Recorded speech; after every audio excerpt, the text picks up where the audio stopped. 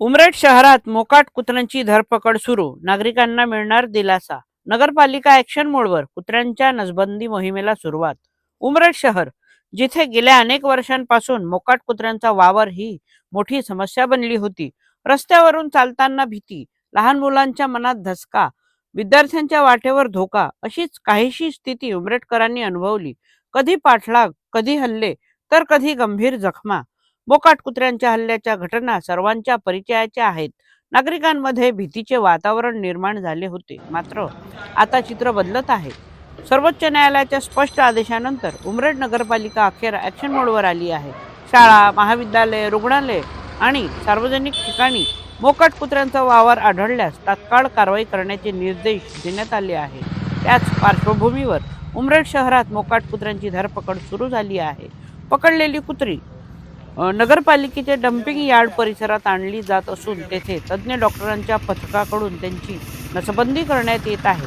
या मोहिमेमुळे कुत्र्यांची अनियंत्रित वाढ रोखली जाणार असून शहरातील नागरिकांना, चिमुकल्यांना आणि विद्यार्थ्यांना सुरक्षित वातावरण मिळणार आहे. खऱ्या अर्थाने आता उमरेडकरांना दिलासा मिळू लागलेला आहे.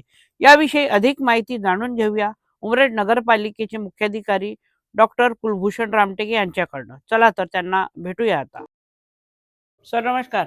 नमस्कार. सध्या उमरेड शहरात नगरपालिकेअंतर्गत मोकाट जे श्वान आहेत त्यांना पकडण्याची मोहीम सुरू झाल्याचं दिसून येत आहे. तर काय सांगाल त्याबद्दल? कधीपासून सुरू झालं ते? आपल्याकडे नियमितपणे कुत्र्याबद्दल जी तक्रारी येतात, हा. तर त्याबद्दल आपण एक मोठ्या प्रमाणामध्ये मोहीम राबवतोय. त्याच्यामध्ये ABC ॲनिमल बर्थ कंट्रोल आणि वॅक्सिनेशन प्रोग्राम आपण उमरेड शहरामध्ये ऑलरेडी सुरू केलेला आहे. त्या अंतर्गत आपल्या शहरातले जवळजवळ आतापर्यंत आम्ही 150च्या जवळजवळ कुत्रे पकडून त्यांचं वॅक्सिनेशन केलेलं आहे. त्यांना आपण स्टरिलाइज पण केलेलं आहे. आणि ही जी प्रक्रिया करताना अतिशय स्टँडर्ड जे प्रोटोकॉल्स आहेत ॲनिमल बर्थ कंट्रोलचे, त्यांच्यामार्फत ही आपण प्रक्रिया राबवतोय. याच्यामध्ये जे काम करणारे मोठे NGO आहेत देशातल्या, त्यांच्यासोबत आपण MOU केलेला आहे आणि त्या डॉक्टरांची 15 जणांची टीम उमरेडमध्ये आहे.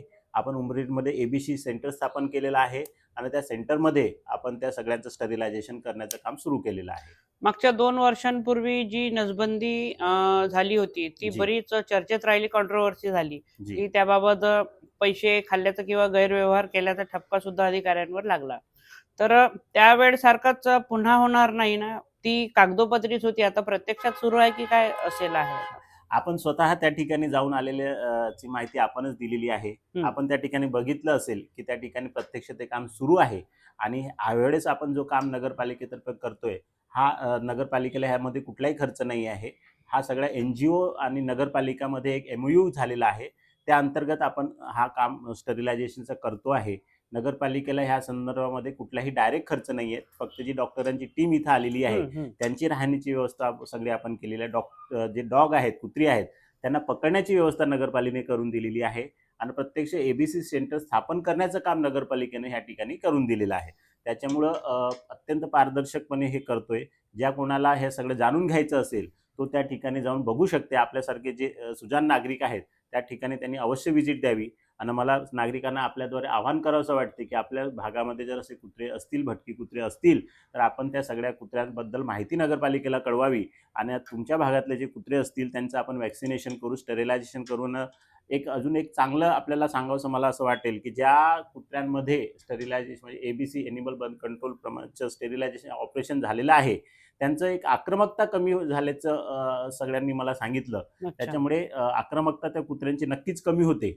आणि जे आपल्या बघतो मानव कुत्रा जो कॉन्फ्लिक्ट आहे, तो संघर्ष टाळण्यासाठी देखील ह्या सगळ्या गोष्टीची आपल्याला शहरामध्ये मदत होणार आहे. नक्कीच.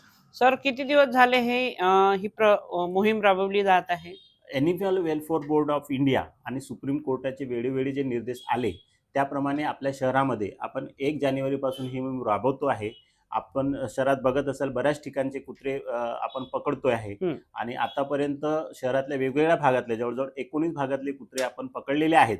आणि त्या ठिकाणी आपण नेऊन त्यांचं ऑपरेशन केल्याच्या नंतर 2 दिवसांना आपण त्यांच्या त्या जे सुप्रीम कोर्टाचे गाईडलाईन्स आलेले आहेत ABC बद्दलचे, त्याप्रमाणे आपण पुढची कारवाई करतो आहे. पुढचे किती दिवस पुन्हा ही प्रक्रिया सुरू राहणार? आपल्याकडे ही प्रक्रिया नियमित असेल. सध्या जो पहिला जो स्टेप आहे, तर आपण हे 16 तारखेपर्यंत ह्या ठिकाणी होणार आहे. आपण वेळोवेळी ऑलरेडी ही एबीसी जी प्रक्रिया आहे ही शहरामध्ये राबवणार आहोत. आणि मला सगळ्या नागरिकांना आव्हान आहे की ह्या अंतर्गतमध्ये आपल्या भागातले जे कुत्रे असतील तर आपण त्यांचं देखील खाजगी जे मालक असतील कुत्र्यांचे त्यांना देखील मी आवाहन करतो की आपण अशा सगळ्या कुत्र्यांचं ह्या ठिकाणी वॅक्सिनेशन करून घ्यावं. आणि जे संस्था आहेत, सुप्रीम कोर्टाचे जे निर्देश आलेले आहेत, वेलफेअर बोर्डाचे जे निर्देश आहेत, तर त्याच्यामध्ये त्यांनी असं सांगितलेले आहे की ज्या संस्था आहेत वेगवेगळ्या कॉलेजेस आहेत, खाजगी संस्था आहेत, यांनी त्या ठिकाणी कुत्र्यांच्या काय म्हणतात त्याला कॉन्फ्लिक्ट टाळण्यासाठी एक नोडल ऑफिसर नेमावा असे त्यांच्या गाईडलाईन्स आहेत. आपण शहरातल्या सगळ्या खाजगी संस्थांना, कॉलेजेसला, शाळांना हे पत्र देऊन कळवलेलं आहे की आपण नोडल ऑफिसरची तिथं नेमणूक करावी आणि त्या ठिकाणी त्या परिसरामध्ये कुत्र्यांची संख्या किंवा त्या परिसरात कुत्रे येऊ नये ह्या संबंधाची उपाययोजना करावी. मला सांगायला आवडेल की आपल्या शहरातल्या जवळजवळ सगळ्या संस्थांना ज्यांनी आम्ही पत्र दिलं होतं त्यांनी नोडल ऑफिसर त्या ठिकाणी नेमलेला आहे. आता 100% कुत्र्यांचा बंदोबस्त होईल असं म्हणायला काही म्हणजे हरकत नाही. एबीसी म्हणजे वॅक्सिनेशन स्टरिलायझेशन आपण प्रक्रिया सुरू केलेली आहे. जो नागरिकांना त्रास होत होता, इवन जर आपण म्हणजे जनावरांच्या बाबतीत देखील जो त्रास त्यांना होत असेल हा नक्कीच आपण कमी करण्याचा प्रयत्न करतोय. ठीक आहे सर, धन्यवाद. जी.